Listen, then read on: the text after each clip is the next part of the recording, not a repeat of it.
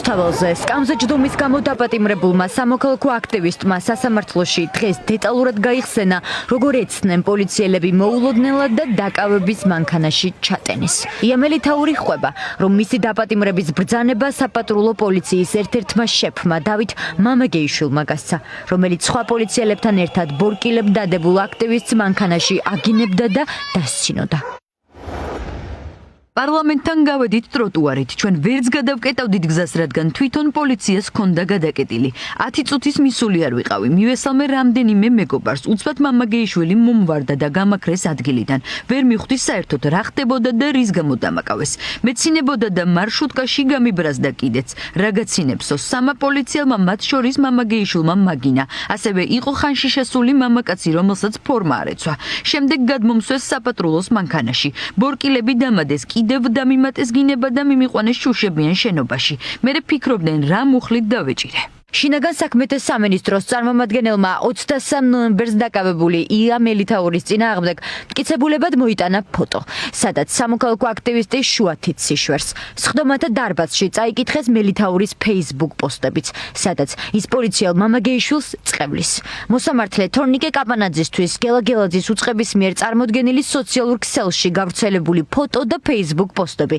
საკმარისი აღმოჩნდა, რომ სამოქალაქო აქტივისტი 4 დღიან პატიმრობაში გაეშვა. ქანეს და წაიყვანეს ნახევარსაათი უკანკალებდი, ისეთი საშინელება იყო და შეურაცხყოფელი პირველ რიგში ალბათ იასთვის იმის ჩემთვისაც ესე იყო და იასთვის რა თქმა უნდა იქნებოდა და იქნებოდა პოლიციის ეგრეთ წოდებული მეთაურები გამორჩევიან ძალადობით ქალებზე. ეს არ ვიცით, ალბათ მათი არასრულფასოვნების კომპლექსით, იმიტომ რომ ისინი ნორმალურ სახელმწიფოში ვერაფერს ვერ მიაღწევდნენ და ვერ გახდებოდნენ. იამელი თაური ჩემი მეგობარი არის, ყოველგვარი მიზეზ გარეშე იჭერენ ადამიანებს.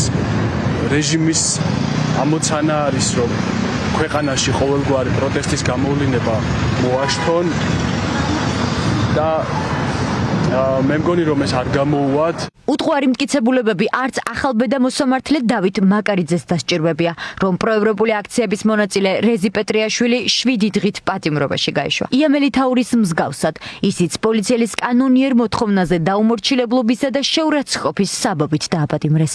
შინაგან საქმეთა სამინისტროს არ ქონდა საქმეში წარმოდგენილი არანაირი მტკიცებულება, არ ქონდა ის პირდაპირ მტკიცებულება, მაგალითად როგორიც არის ვიდეო ჩანაწერი, რომელიც დაადასტურებდა ვითომ და სამართალდარღვევას. წარმოდგენილი ყავდა ერთადერთი მოწმე პოლიციელი, რომელმაც მოაწოდა ინფორმაცია სასამართლოს სრულიად საწინააღმდეგო იმისა, რაც მოგვაწოდა ჩვენ ნეიტრალურმა მოწმე. შინაგან საქმეთა სამინისტროც და მოსამართლეც ჯარიმას დასჯერდა სამოქალაქო აქტივისტ ვახტანგ ლეგაშვილის შემთხვევაში.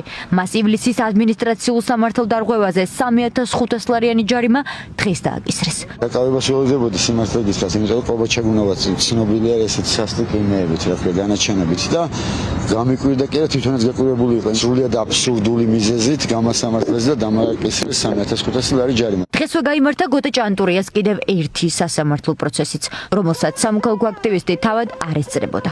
საზმაუს მარშეს აქტიურ მონაწილეს გზის გადაკეტვის საბაბით გამოწერილი 73 ჯარიმა დაუგროვდა.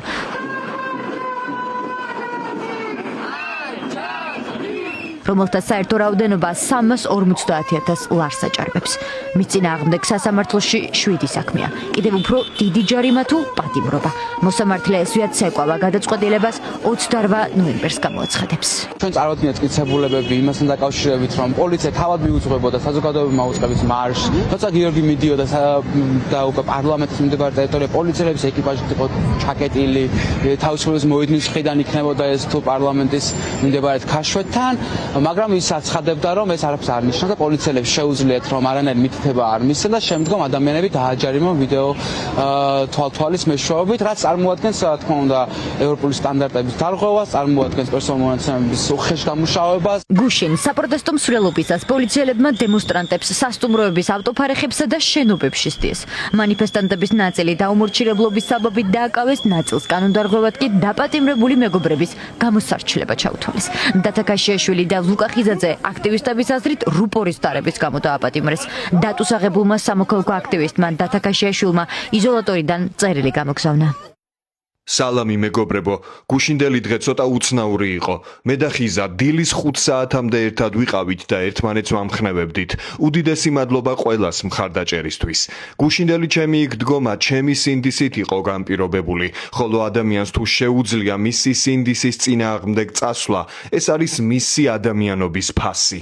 ბრძოლა ბოლომდე, გარდაუვალ გამარჯვებამდე. გუშინ საპროტესტო აქციაზე დაკავებული 8 პირიდან, რომელთა შორისაც მასწავლებელიც არის, გედედეს ყოფილი სპეცრაზმელიც და სტუდენტიც. ნაწილი საკუთარი პროცესის ჩანიშვნას დიღმის, ნაწილი კი ზაჰესის დროებითი მოთავსების იზოლატორში ამ დრომდე ელის. როგორც ჩანს, შინაგან საქმეთა სამინისტრო მათ გისოსებს მიღმა მაქსიმალური ვადით 48 საათით აყოვნებს.